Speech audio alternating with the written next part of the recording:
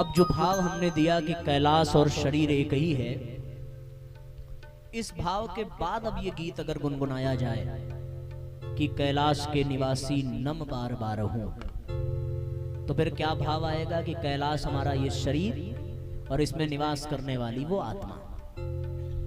इसका तात्पर्य ये हो जाएगा कि हम अपनी आत्मा को ही बार बार प्रणाम कर रहे हैं, और जब जीवात्मा आत्मा के अधीन होकर के अपनी यात्रा करती है तो वहीं से अध्यात्म की शुरुआत होती है।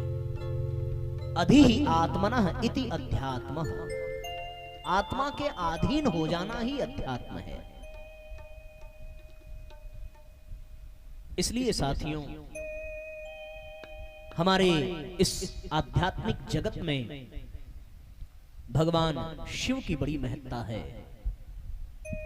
शास्त्र तो यह कहता है कि भगवान शिव जगत गुरु हैं, तीनों लोकों के स्वामी हैं। जिन्होंने किसी से गुरु दीक्षा न ली हो, वो मन ही मन यदि भगवान शिव को अपना गुरु मान ले तो भी शास्त्र इसकी स्वीकृति देता है। गोस्वामी जी ने लिखा भी है, तुम त्रिभुवन गुरु वेद बखाना, तुम त्रिभुवन गुरु वेद बखाना, जीव पामर का जाना, जीव पामर का जाना, तुम त्रिभुवन गुरु वेद बखाना, तुम त्रिभुवन गुरु वेद बखाना। तीनों लोकों के गुरु हैं, आदि गुरु हैं, आदि योगी हैं भगवान शिव। अन्य देवी देवताओं की अपेक्षा भगवान शिव का जो आचार विचार है, जो उनका रहन सहन है, वो बड़ा विचित्र जान पड़ता है।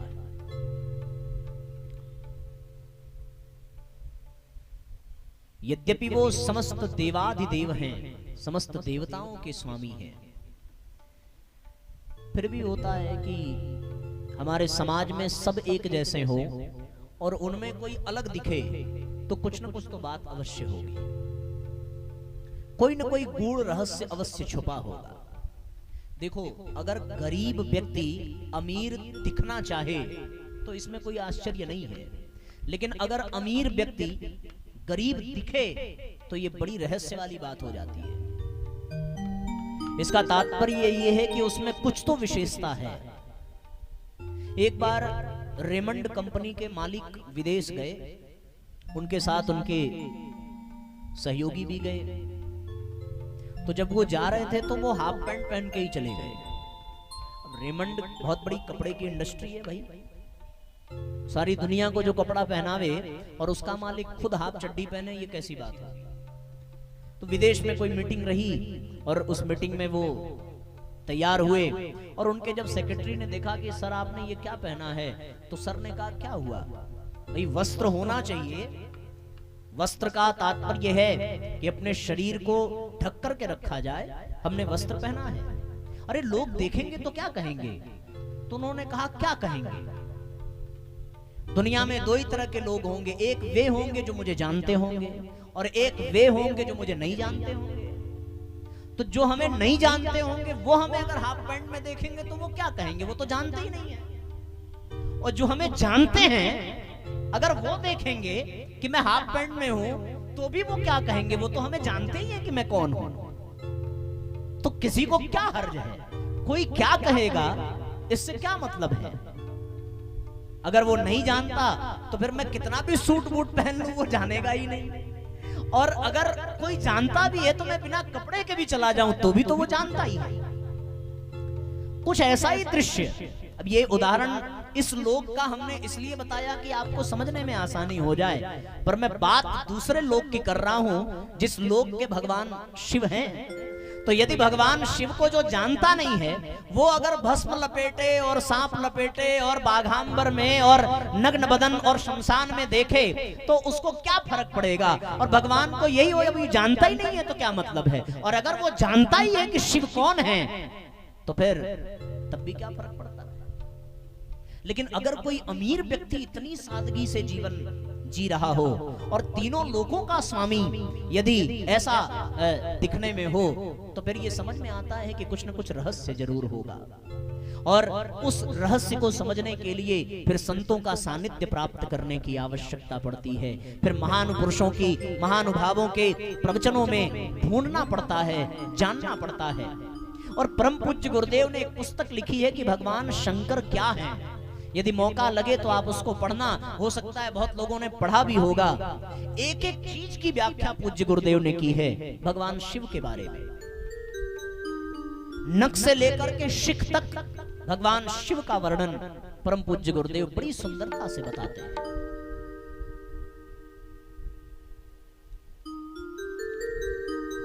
सर्वप्रथम यदि विचार करें तो भगवान शिव एकमात्र ऐसे देवता हैं जिनके माथे पर चंद्रमा विराजमान है, मस्तक पर चंद्रमा। चंद्रमा का तात्पर्य क्या होगा, विचार करिए। सूर्य तपता है, सूर्य गर्म है, पर चंद्रमा शीतलता है। और भगवान ने चंद्रमा को रखा कहां है, अपने मस्तिष्क पर, अपने मस्तक पर, अपने दिमाग पर। अगर साधारण भाषा में कहें, मतलब ऐसे स्थान पर रखा है जो स्थान हमेशा गर्म हो जाता है। साधारण भाषा में किसी भी व्यक्ति से आप बात करें तो वो यही कहेगा, भैया दूर रहो, दिमाग बहुत गर्म है इस समय। और उसी गर्म दिमाग के ऊपर भगवान ने चंद्रमा को स्थान दिया है। इसका तात्पर्य क्या हो गया कि दिमाग कितना भी गर्म रहे, पर उस दिमाग पर यदि चंद्रमा विराजमान है तो मस्तिष्क ठंडा रहेगा। और जब मस्तिष्क ठंडा रहेगा तब जाकर के व्यक्ति की बुद्धि, व्यक्ति का विवेक, व्यक्ति की भक्ति, व्यक्ति का वैराग्य जागृत रहेगा। तभी तो उसका जीवन संतुलित रहेगा। और ऐसा भी नहीं है, अगर हम ये सोचें कि साहब भगवान ने चंद्रमा को धारण किया और चंद्रमा भी घटता बढ़ता रहता है, तो इसका मतलब ये हो गया कि मस्तिष्क में शीतलता कभी घटेगी कभी बढ़ेगी। ऐसा भी नहीं होना चाहिए, एक समान सामंजस्य होना चाहिए। इसलिए भगवान ने केवल चंद्रमा को शीतलता के लिए धारण किया हो ऐसी बात नहीं है। अपनी जटा में उन्होंने गंगा जी को भी धारण किया है, और गंगा भी शीतलता का प्रतीक है।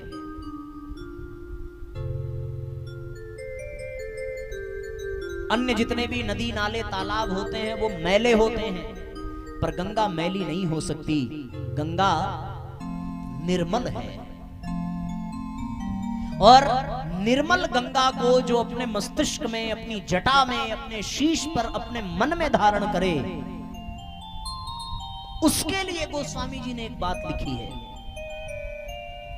क्या लिखा, याद करो। निर्मल शब्द से कोई चौपाई है तो आपको तुरंत याद आ जाएगा। निर्मल मन जन सो मोहि पावा, निर्मल मन जन सो मोहि पावा, मोहि कपट छल छिद्र न भावा, मोहि कपट छल छिद्र न भावा, सन्मुख होहि जीव मोहि जब ही, सन्मुख होहि जीव मोहि जब ही, जन्म कोटि अघ नासहि तब ही, जन्म कोटि अघ नासहि तब ही। कबीरा मन निर्मल भया जैसे गंगा नीर, हरि पाछे पाछे फिरे कहत कबीर कबीर। जब मन में गंगा जैसी निर्मलता आ जाती है तो फिर भगवान के पीछे नहीं जाना पड़ता, फिर तो भगवान खुद आपके पीछे पीछे आता है। वो निर्मलता शबरी के बेर में थी, यद्यपि वो बेर झूठे हैं तथापि उसमें ऐसी निर्मलता है कि शबरी का पता पूछते पूछते भगवान शबरी की कुटिया में जाते हैं। उन दिनों गूगल का लोकेशन नहीं था कि मोबाइल निकाला, सर्च कर लिया और पहुंच गए। पूछ पूछ करके भगवान को जाना पड़ा, फिर भी भगवान गए। जैसे हमारे झांसी से आज हमारे भाई साहब आए हैं, दीदी आई हैं, तो इन लोगों को कुछ गूगल से पूछना पड़ा होगा और कुछ यहाँ शक्तिपीठ पर फोन करके पता करना पड़ा होगा। भगवान के पास तो गूगल का सिस्टम नहीं था, वो शबरी की निर्मलता देख करके पूछ पूछ करके वहां पहुंचे। तो भगवान शिव की जटा में जो गंगा है, भगवान शिव के माथे पर जो चंद्रमा है, वो निर्मलता का, वो शीतलता का प्रतीक है। और जिसके जीवन में निर्मलता होती है, जिसके जीवन में शीतलता होती है, उसके जीवन में परमात्मा विद्यमान होता है। भगवान शिव को सहज ही राम की प्राप्ति हो जाती है। वो जब चाहे तब भगवान का दर्शन कर सकते हैं। जब सारे देवी देवता एक साथ भगवान शिव के पास पहुंचे कि प्रभु धरती पर पाप बढ़ गया है, रावण नाम का अत्याचारी पैदा हो गया है, भगवान से अवतार लेने के लिए कहिए। तो पूछा किसी ने कि भगवान कहाँ मिलेंगे? कोई क्षीर सागर में कहता, कोई बैकुंठ में कहता, कोई कहीं कहता, कोई कहीं कहता। पर भगवान शिव ने क्या कहा? भगवान ने क्या कहा पता है आपको? देश काल दिशि विदिशि हूँ माही, कहूँ कहाँ जहाँ प्रभु नाही। हरि व्यापक सर्वत्र समाना, प्रेम ते प्रगट होहि मैं जाना। भगवान शिव कहते हैं ऐसा कोई स्थान नहीं है जहां परमात्मा, न कोई ऐसा देश, न काल, न समय जहां भगवान न हो। और ये दशा किसी साधक को तब प्राप्त होगी जब उसके मन में निर्मलता और मस्तिष्क में शीतलता होगी। गंगा रूपी निर्मलता भगवान शिव में, मस्तिष्क में शीतलता। लोग कहते हैं साहब भगवान शिव बड़े क्रोधी, बहुत क्रोध है। और आप कहेंगे साहब जो भगवान शिव बड़े क्रोधी हैं, आप उनके मस्तिष्क पर शीतलता और निर्मलता की बात करते हैं। हमने तो साहब यही सुना है कि भगवान शिव क्रोधी हैं, ऐसा कोई मंत्र ही हमारे सामने नहीं आया। हम लोग कौन सा मंत्र का अभी आरती में गाते हैं ना, कर्पूर गौरम क्रोधावतारम, क्यों यही तो गाते हैं, क्रोधावतारम। क्या गाया जाता है? कर्पूर गौरम करुणावतारम, संसार सारम भुजगेंद्रहारम। क्रोधावतारम नहीं कहा जाता, करुणावतारम कहा जाता है। भगवान शिव करुणा के अवतार हैं। और क्रोध तो तब आता है जब शिव को कोई काम परेशान करता है।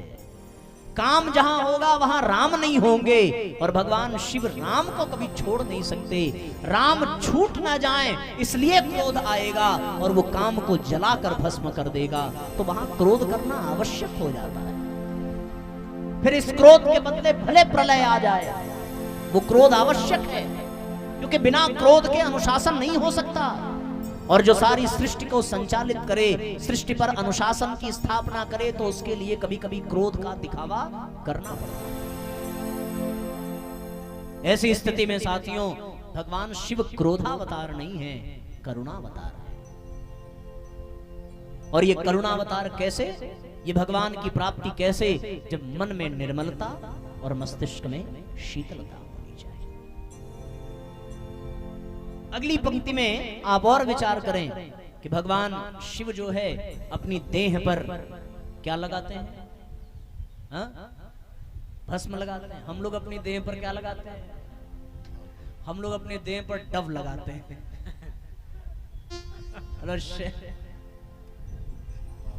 भगवान शिव भस्म लगाते हैं, हम लोग पाउडर लगाते हैं। तो सोचो हम में और उनमें क्या अंतर है? भस्म को लगाने का तात्पर्य क्या? हम लोग भस्म कब लगाते हैं? जब यज्ञ करते हैं, सवेरे यज्ञ में भस्म लगाते हैं ना। त्रयायुषम जमदग्ने इति ललाटे मस्तक पर, कश्यपश्च त्रयायुषम इति ग्रीवायाम कंठ में, यद्देदेषु त्रयायुषम इति दक्षिण बाहुमूले, तन्नो अस्तु त्रयायुषम इति हृदय। 4 जगह भस्म लगाते हैं, पर भगवान शिव क्या कहते हैं? पूरे शरीर पर भस्म लगाते हैं, पूरे देह में। ये भस्म लगाने का तात्पर्य क्या है? भस्म लगाने का तात्पर्य यह है कि इस शरीर को बार बार ये याद दिलाना पड़ेगा कि जिस प्रकार से ये भस्म है उसी तरह ये शरीर भी एक दिन भस्म हो जाएगा। मानते हो? जिंदगी का कोई भरोसा नहीं है, ये शरीर जल करके राख हो जाएगी। और हम लोग जो अपने आप को बेवकूफ बनाते हैं, पाउडर लगा करके, क्रीम लगा करके, मानो अपने शरीर को शीशे के सामने, दर्पण के सामने खड़ा करके ये समझाते हैं कि तू चिंता मत कर, तेरे बाल सफेद हो गए तो क्या हुआ, मैं डाई लगा लूंगी, तेरे दांत टूट गए तो क्या हुआ, मैं नकली दांत लगा लूंगी, अच्छा कान से कम सुनाई पड़ रहा है, कोई बात नहीं, मशीन लगा लूंगी, आंख से कम दिखाई पड़ रहा है, चश्मे लग जाएंगे, एकदम चिंता करने की जरूरत नहीं है, तू कभी नहीं मरेगा, तू अजर है, अमर है। इसलिए खूब साबुन, खूब पाउडर, खूब क्रीम लगता है, पर भगवान शिव ने कभी ऐसा नहीं लगाया। उन्होंने क्या लगाया? भस्म लगाया। क्यों लगाया? केवल इसलिए लगाया, क्या भरोसा है इस जिंदगी का, साथ देती नहीं ये किसी का, साथ देती नहीं ये किसी का, क्या भरोसा है इस जिंदगी का, क्या भरोसा है इस जिंदगी का। एक साथ तालियां बजाइए और शरीर की नश्वरता को याद करिए।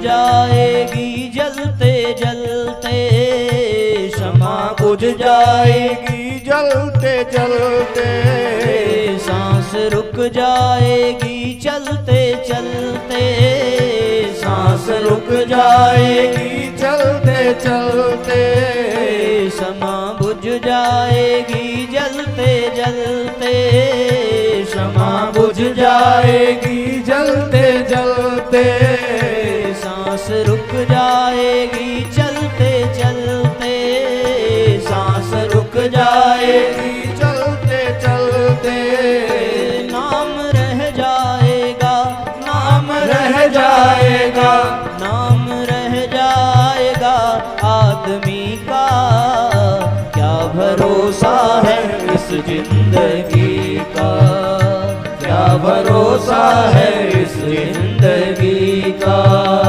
क्या भरोसा है इस जिंदगी का। तो ये शरीर नश्वर है, इस जिंदगी का कोई भरोसा नहीं है, इसे तो मरना ही मरना है। एक और बात कि भगवान शिव जब भस्म लगाते हैं तो शरीर की नश्वरता की ओर इशारा करते हैं। और एक ये भी है कि भगवान शिव किसी महल में नहीं रहते, भगवान शिव किसी भवन में नहीं रहते, भगवान शिव कहां रहते हैं? शमशान में, जहां जाने से लोगों को डर लगता है, जहां कोई रहना नहीं चाहता, भगवान का निवास वहां है। किसी ने पूछा होगा भगवान से कि आपको इतनी बड़ी दुनिया है और इतने अच्छे अच्छे स्थान हैं, तो यहीं आकर के रहने की क्या जरूरत है? भगवान शिव ने मुस्कुराते हुए कहा कि देखो, ये वो स्थान है जहां पे एक न एक दिन सबको आना है,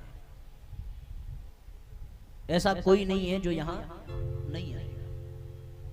तो हम ऐसे स्थान पर रहते हैं जहां रहने से बिना कहीं आए, बिना कहीं गए, सबसे मुलाकात यही हो जाती है।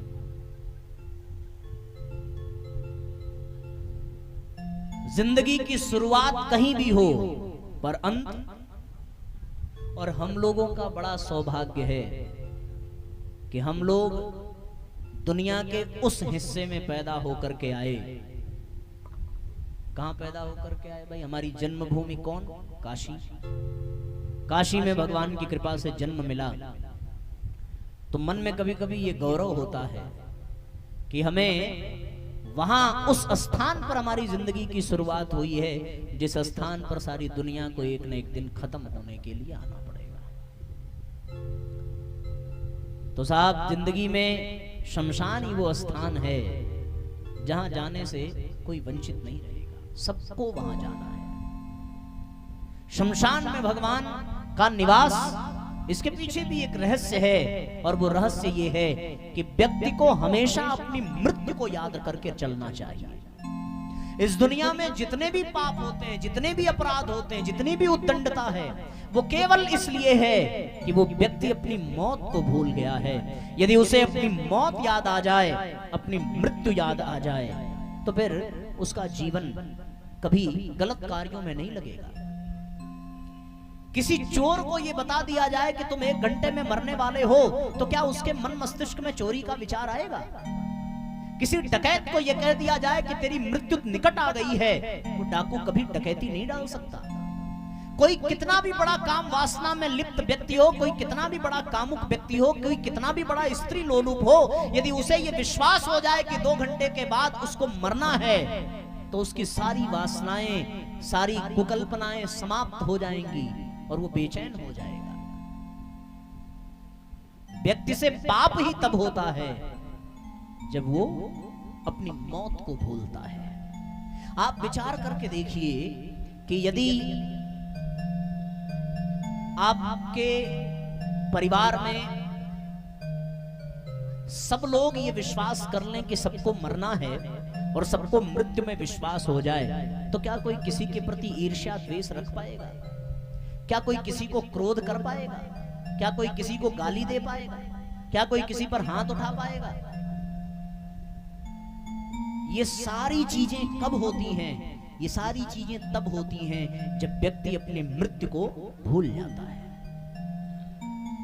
इसलिए भगवान शिव श्मशान में रहकर के पूरी दुनिया को ये संकेत देते हैं कि ये दुनिया वालों, किस माया जाल में फंसे हुए हो, एक न एक दिन चलकर के तुम्हें यहीं आना है। और यदि यहीं आना है तो फिर किस बात पर क्रोध करना, किस बात पर ईर्ष्या करना, किस बात पर गाली देना? जिंदगी चंद क्षण की है, कब बीत जाए कुछ कहा नहीं जा सकता।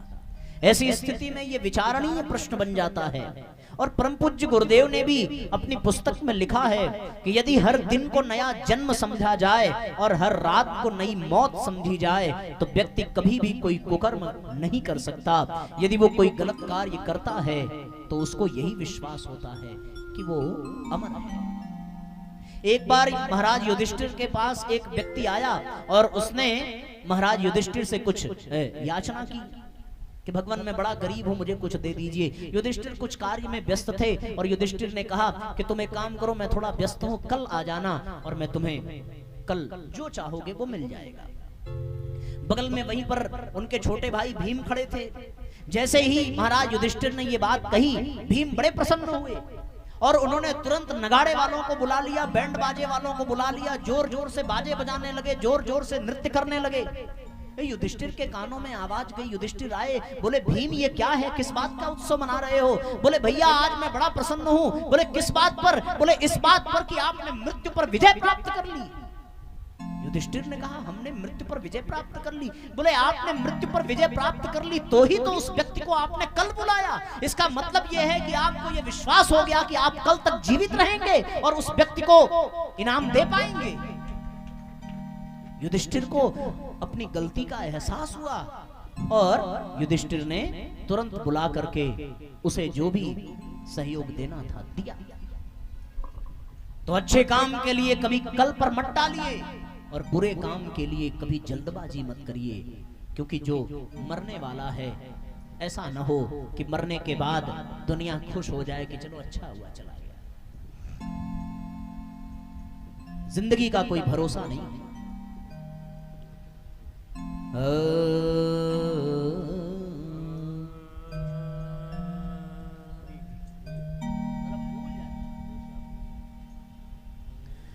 हो चंद क्षण जीवन के तेरे रह गए, चंद क्षण जीवन के तेरे रह गए।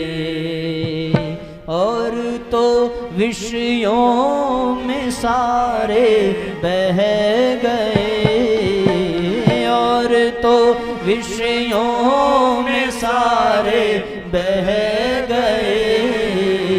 चंद क्षण जीवन के तेरे रह गए, चंद क्षण जीवन के तेरे रह गए।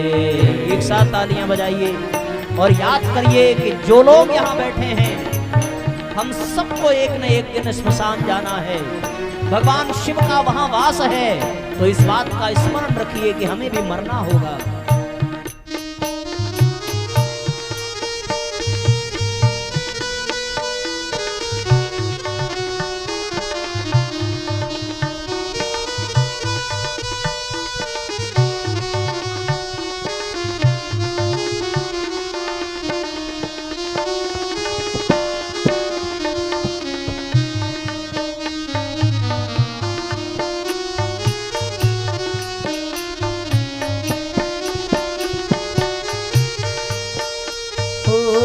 जाने कब जाना पड़े तन छोड़ कर, जाने कब जाना पड़े तन छोड़ कर। इष्ट मित्रों से सदा मोह मोड़ कर, इष्ट मित्रों से सदा मुख मोड़ कर। जान कर अनजान तुम क्यों बन गए, जान कर अनजान तुम क्यों बन गए। और तो विषयों में सारे बह गए, और तो विषयों में सारे बह गए। चंद क्षण जीवन के तेरे रह गए, चंद क्षण जीवन के तेरे रह गए।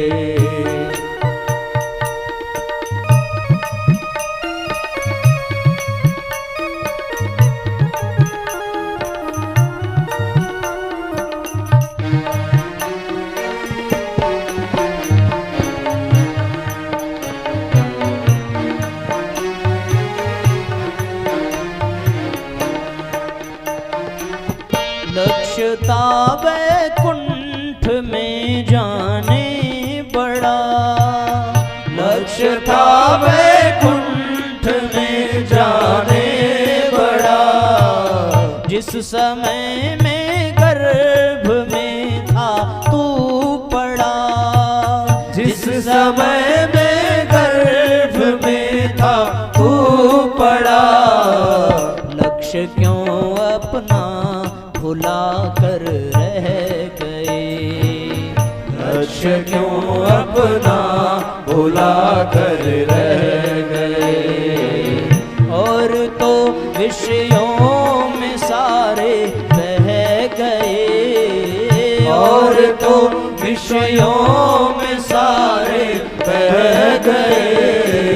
चंद क्षण जीवन के तेरे रह गए, चंद क्षण जीवन के तेरे रह गए।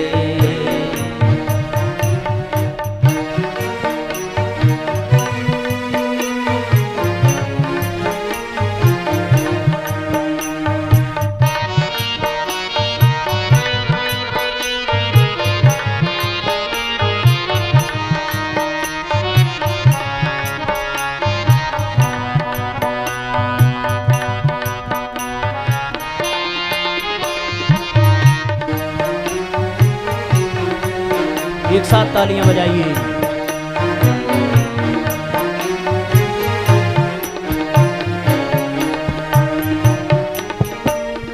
ओहो छोड़ धन दौलत सिकंदर चल दिया, छोड़ धन दौलत सिकंदर चल दिया। आत्मा का हित जरा भी नहीं किया, आत्मा का ही जरा भी नहीं किया। हीरे मोती के खजाने रह गए, हीरे मोती के खजाने रह गए। और तो विषयों में सारे बह गए, और तो विषयों में सारे बह गए।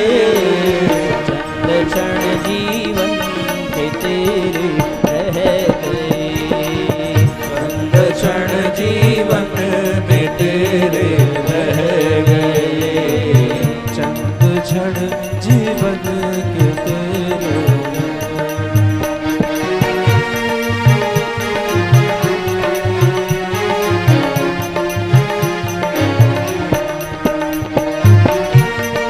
जय हो।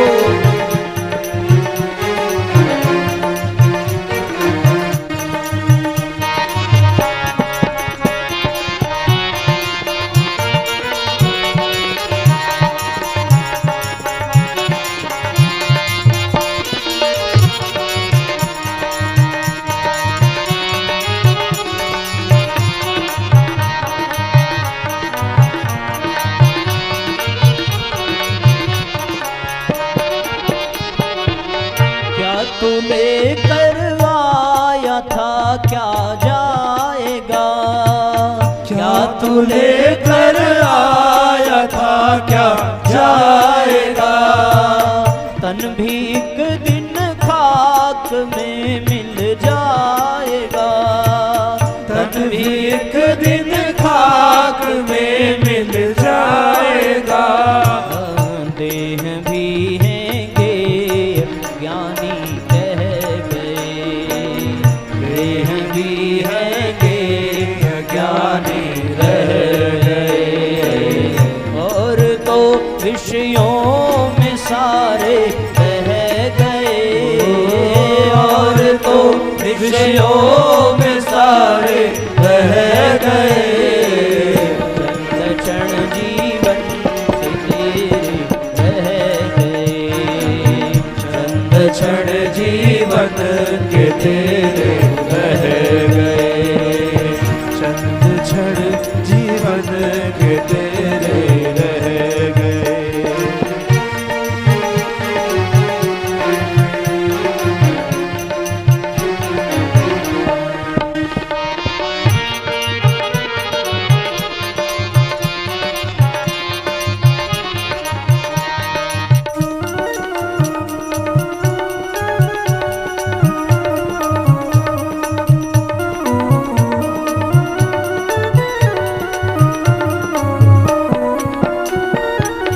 ज्ञान का अंदर समंदर बह रहा, ज्ञान का अंदर समंदर बह रहा। खोज सुख की मोड़ बाहर कर रहा, खोज सुख की मोड़ बाहर कर रहा। क्यों चिदानंद व्यर्थ में दुख सह रहे, क्यों चिदानंद व्यर्थ में दुख सह रहे। और तो विषयों में सारे बह गए, और तो विषयों में सारे बह गए। चंद क्षण जीवन के तेरे रह गए, चंद क्षण जीवन के तेरे रह गए। चंद क्षण जीवन के तेरे रह गए। चंद क्षण